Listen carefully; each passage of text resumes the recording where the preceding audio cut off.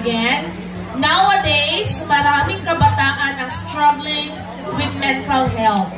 If given a chance, anong advocacy ang gusto mong i-push to address this problem? Okay, good evening, ladies and gentlemen, and also to the panel of judges. I know that mental health is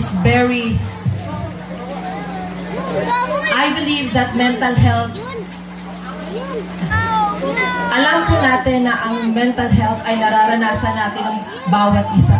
Kagaya ko po, naranasan ko po ang kawalan sa aking sarili ng pag-asa at naranasan ko na rin na mag-suicide at dahil yon sa mga problemang naranasan ko sa aking sarili, kagaya ng aking financial problems sa school, family problems, but all those problems ay ginaya ko po dahil po sa aking kalakasan at paninindigan sa aking sarili.